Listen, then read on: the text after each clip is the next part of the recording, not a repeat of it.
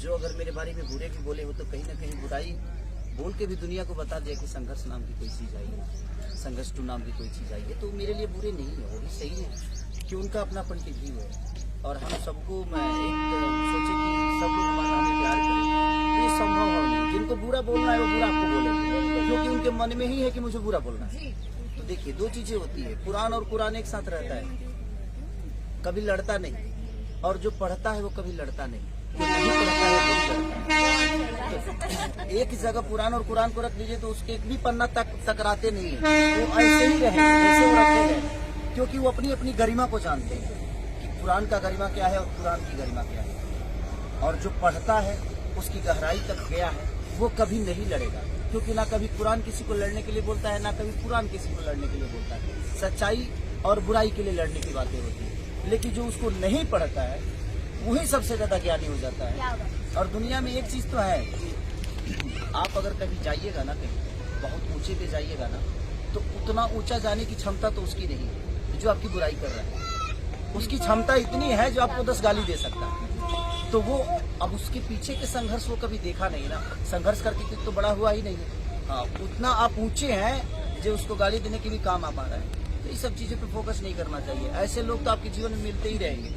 ऐसा थोड़ी है यहाँ पे अगर ऐसी झोपड़ी है तो इसी बगल में एक अलग कलर की झोपड़ियाँ हैं, जबकि दोनों झोपड़ी ही है, लेकिन सबके कलर अलग अलग हैं, सबके बनाने के तरीका अलग अलग है। तो आप किसी झोपड़ी को गलत नहीं बोल सकते हैं। लेकिन हाँ, एक चीज है कि अगर आपके मन में अच्छाई है तो आप किसी के लिए बुरा नहीं बोल सकते, हमेशा आप अच्छा ही बोलोगे।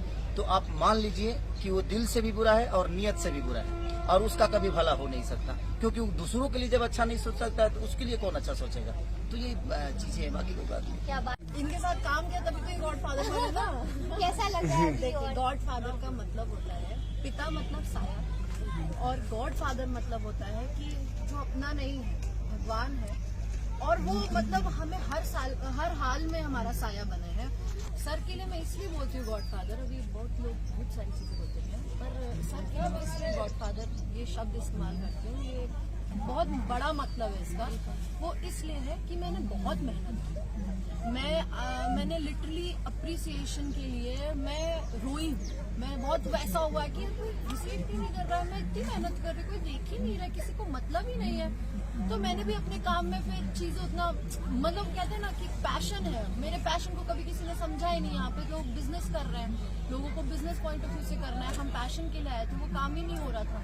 तो हम भी काम कर रहे थे, लेकिन फिर सर से मिले तो सर में वो जज्बा देखा। मैं हीरो सारी और एक दो को छोड़ करके सबके साथ ही काम किया मैंने, पर मैंने सब में, अब बाकियों को बुरा नहीं लगना चाहिए, प्लीज आप लोग बुरा मत मानना, पर ये आपको सीखना चाहिए सर से। कि देखिए, किसी से सीखना, किसी से कुछ सीखना ये बुरी बात नहीं। मैं भी सीखती हूँ सर से, बहुत सारी रोज चीजें सीखती हूँ, और मुझे लगता है सुबह में सीखती हूँ, शाम में भूल जाती हूँ, और गुस्सा भी होती हूँ कि मैं कुछ सीख नहीं पा रही, बट सीखती हूँ। सीखना चाहिए सभी हीरोज को। अब जैसे हम हीरोइनों से सीखेंगे या जो भी है, तो आप लोगों को भी सीखना चाहिए कि काम के प्रति ईमानदार होना बहुत जरूरी है। और सबसे बड़ी बात ये, हमारी रोजी रोटी सभी बोल रहे हैं जैसे, तो हमें अपनी इंडस्ट्री को बड़ा करने के लिए हमने क्या किया?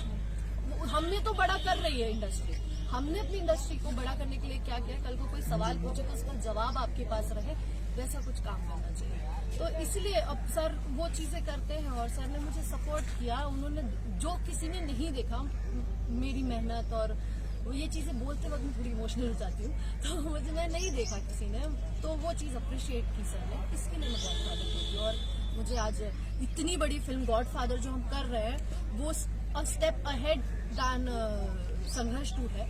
ऑब्वियस सी बात है, हर इंसान को अपने पिछले काम से ज्यादा अच्छा काम करना चाहिए, और बहुत अच्छी फिल्म है ये। मैं ऐसे एक नॉर्मल सी चीज कहूँ तो जिंदगी है, बस जो हर इंसान की जिंदगी होती है, जिंदगी है, बस किसी की जिंदगी में उतार चढ़ाव ज्यादा होते हैं, किसी में कम होता है, तो पूरी जिंदगी की कहानी है, इसलिए हम जवान से बुढ़ा गए हैं यहाँ। क्या बात है भैया, ज्यादा देर नहीं, धूप बहुत लग रही है, बहुत देर से खड़े हैं, तो thank you so much sir. और यही हमारी विषय की जैसा, तो thank you so much sir, आप लोगों ने अपना टाइम दिया सेट से निकल के यहाँ पर इतनी धूप में। हम और भी सब लोगों से मिलेंगे और आपको मिलाते रहेंगे। Thank you sir.